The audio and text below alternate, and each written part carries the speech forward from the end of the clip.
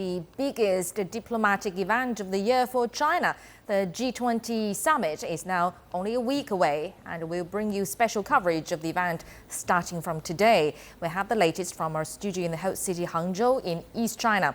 Well, Hangzhou is the capital city and also the most populous city of Zhejiang province in East China, and the city lies on the edge of Hangzhou Bay, neighboring the financial hub of Shanghai.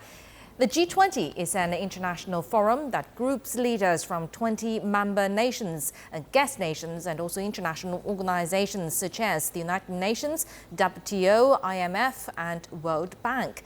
This year's summit is taking place amid rising protectionism. China says it hopes the G20 can deal with the trend and push for sustainable development.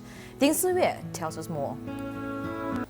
Highlighting the significance of development, the Chinese Foreign Ministry spokesman says this year's summit will make plans for further sustainable development. This year's summit will give priority to the issue of development. With China's support, the G20 Summit will, for the first time ever, make systematic plans for the implementation of the 2030 Sustainable Development Agenda, adopting both group and individual action.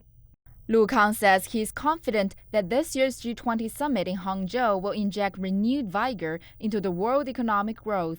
The G20 Hangzhou Summit not only has a vision, but also takes measures to formulate Hangzhou action plans. China takes concrete actions to promote world-strong, sustainable, and inclusive growth. Lu also said the upcoming summit will outline an action plan to cope with the recent surge in protectionist policy.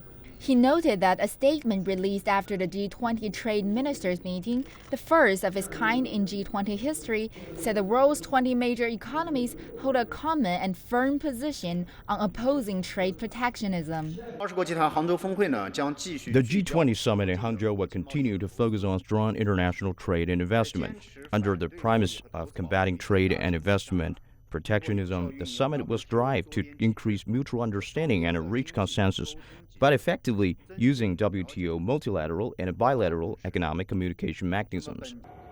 Over the course of the last 8 months, nearly 150 measures, including policies on trade restrictions, have been implemented by G20 countries. Siyue, CCTV.